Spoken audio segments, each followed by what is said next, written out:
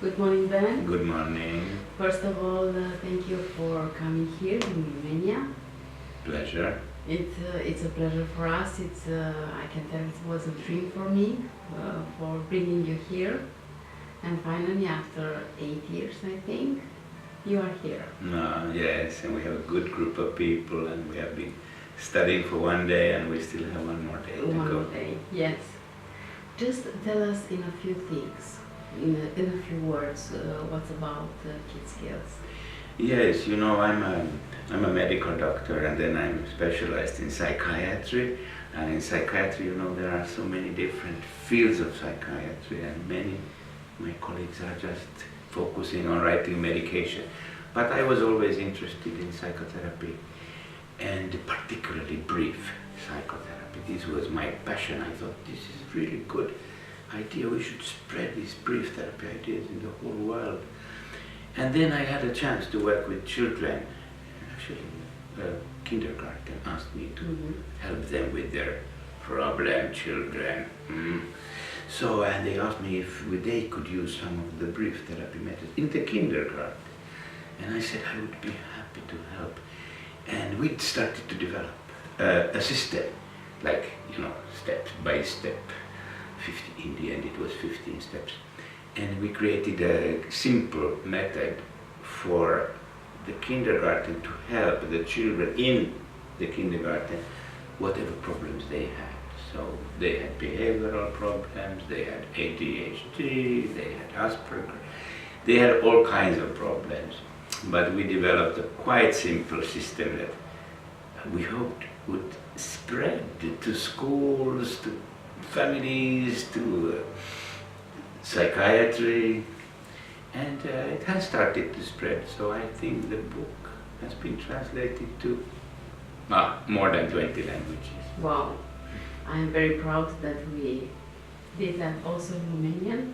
So it's possible to achieve from our organization, and I hope we will spread the kid skills idea also in Romania with many parents and also specialists. Tell me about your system all over the world, because I understood that you are keeping trainings in many countries. How was your program? Usually it's like I get an invitation from some country and say, we have been reading, it looks like something we are also interested in. We like these solution-focused ideas, and can you come and speak about it? And then when I go, if the people are interested, then they say we would like to spread these ideas in our country. And then I say, but I cannot come so often. It's impossible for me to travel to all the different countries. So then usually we start with local chapter. Yeah. And we are hoping that you would be helping us, Christina, creating a chapter here in Romania where people can study and learn kids. It's not too complicated. Everybody can learn it. It just requires a new way of thinking. So it's more how to think in a different way. Once you learn how to think differently, not problems. We don't talk about problems. We only talk about skills, habilidade. We only talk solutions. And solutions. So it's a different way of talking. In fact, we call it a method with 15 steps. But when people start to learn the 15 steps, they realize this is not 15 steps. This is an attitude. This is a way of speaking. Oh, I can use this with my husband too, with my mother, with my employees. So it's actually a kind of a solution-focused language. We're learning to speak that language, and the kid skills is just a method to help people kind of understand that language. What I like the most at this method is that it's quite family therapy. You have to involve the family, the school teachers, friends, so it's good for all of them, not only for kids with a problem or with something he wants to change in his life, but both for anybody in the family and in the community. Okay. Yes, they say that there are not so many community-based, community-focused approaches. All psychotherapy in the world has been very individually oriented. So you have a problem, you go to therapy, you talk to the therapist. And for many years, many people around the world have tried to say, hey, let's do this more collectively. Let's have groups. Let's help each other. Help people helping each other. Those who have had some problem should help those who now have that problem that they used to have. It's kind of a new way of thinking where you are not focusing on individual therapy of the person who has the problem, but getting the community to help itself. Yes, I had a chance to apply this method, and it was a real help, and it was amazing what was the change in the family. Because involving the whole members of the family means very much to that close family. The relationship was changing between parents and kids and brothers and sisters, and yeah, it is great. It is great. Yeah, so it's actually quite a simple idea. If one child in the family has a problem, then you think, okay, what skill, habilidad, this child needs to learn. Okay, then you think what skill could be good for the child. And then comes the next question, how is the family going to help this child learn that skill? How is the teacher going to help that child learn? How are the friends going to help that? And suddenly you are doing not individual therapy anymore. You are changing the way everybody is interacting. Yeah, it is good. And you are applying this method, I understood, with groups in schools, in kindergarten, and you have a lot of experience in this area. This is a problem in Romania when the teachers are telling, okay, we have 30 kids in the classroom and it's possible to deal with them because they have different problems, or maybe the same problem, they are talking too loud or they hit to each other.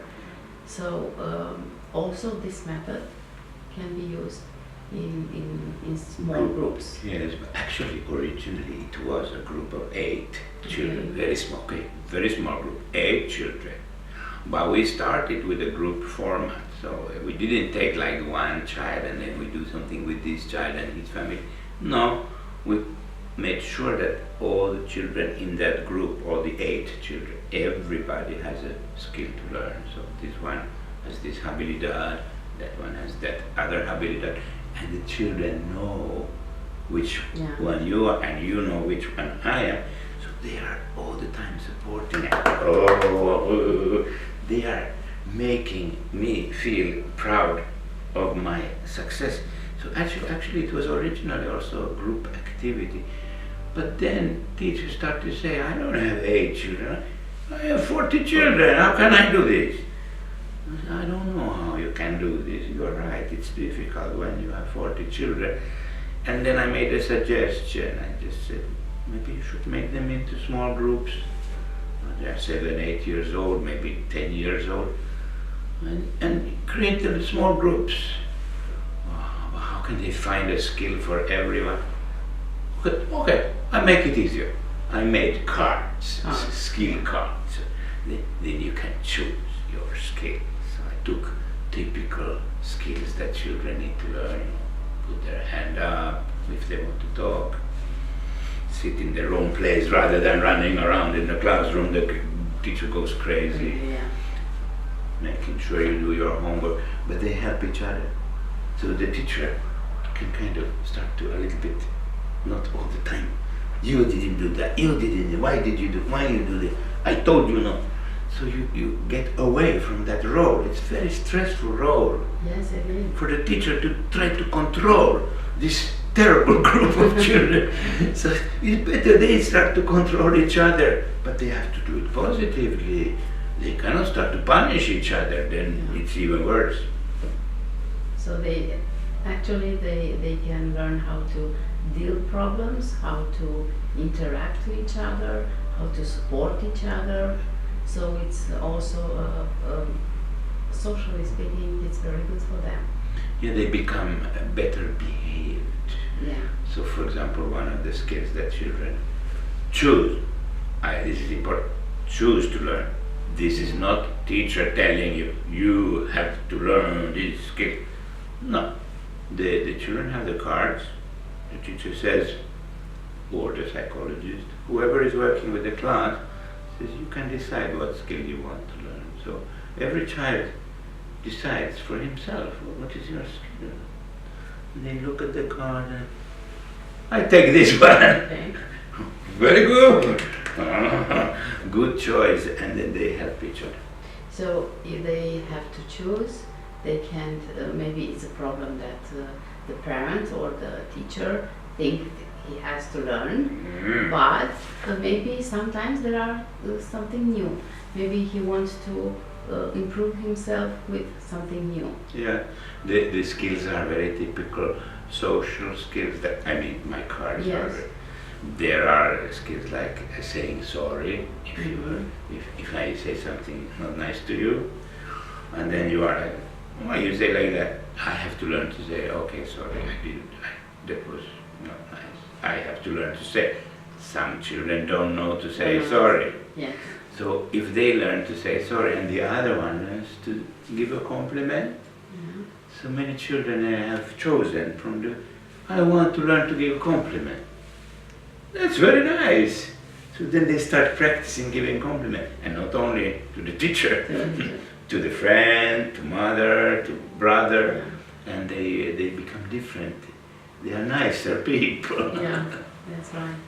So we can say also that it's a positive therapy. They can say that. Yeah.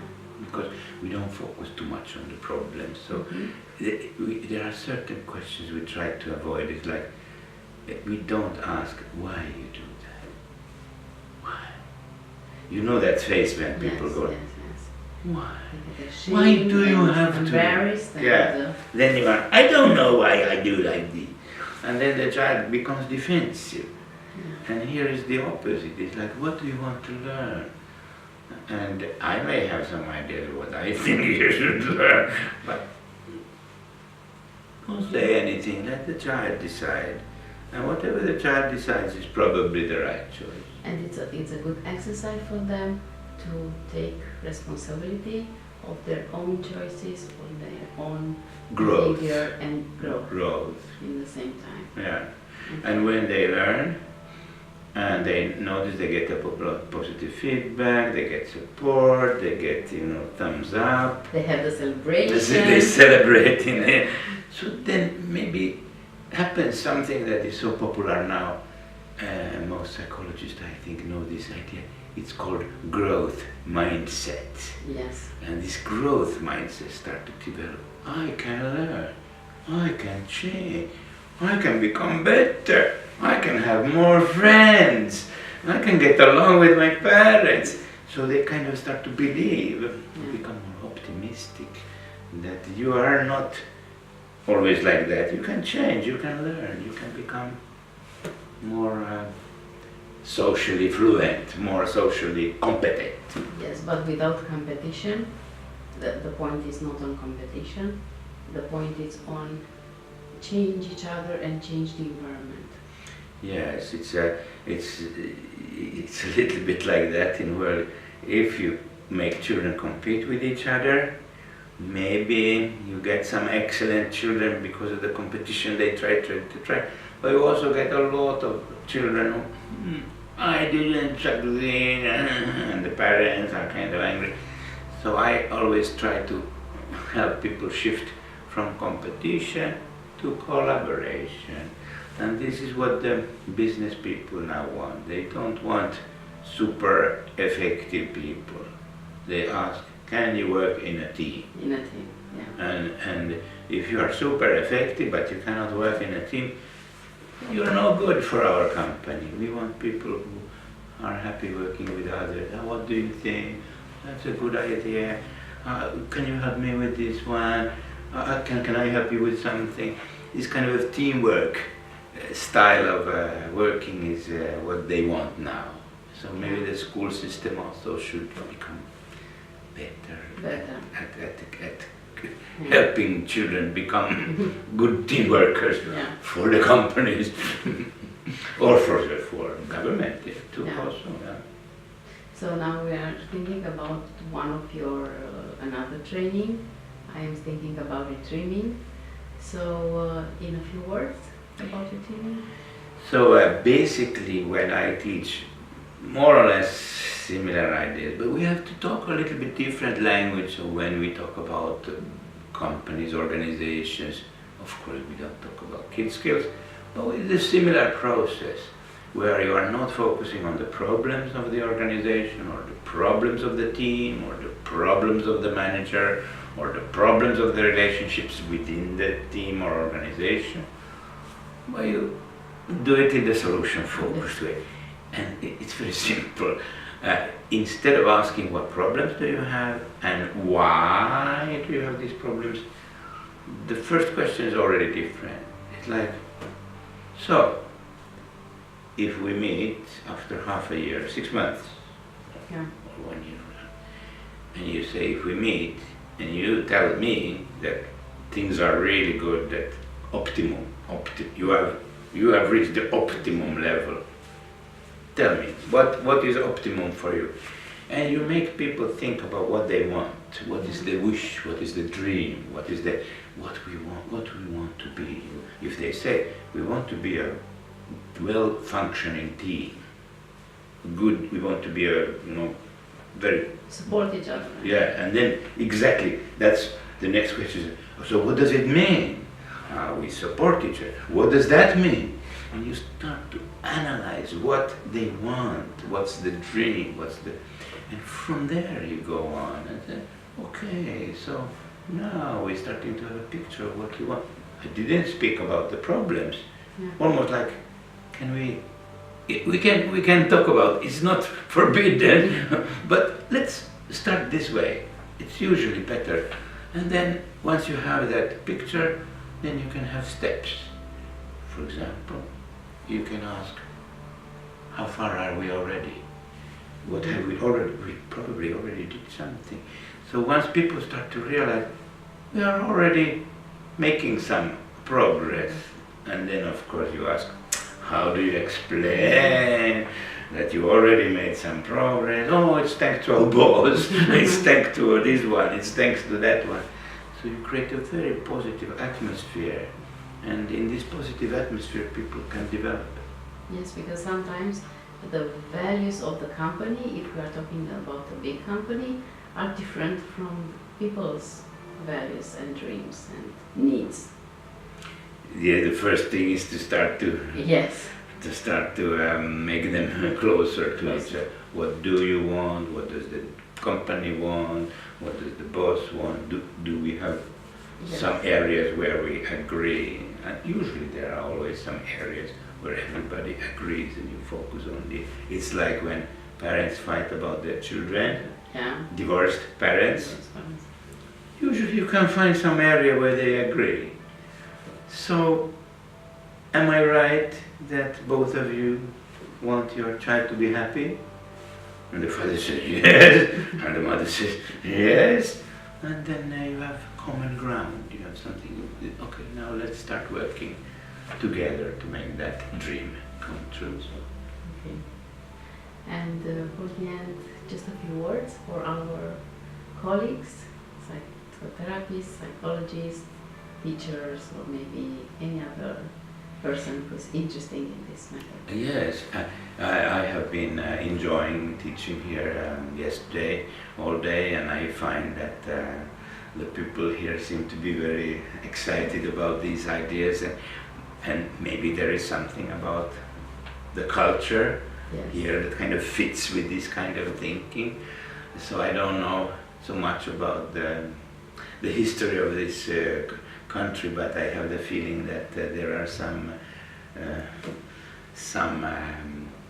national, some heritage, maybe from the past, maybe from the poetry, maybe from the philosophy, and maybe from the music that kind of fit with this kind of idea, not too much focus on problems, we can always move on. Okay.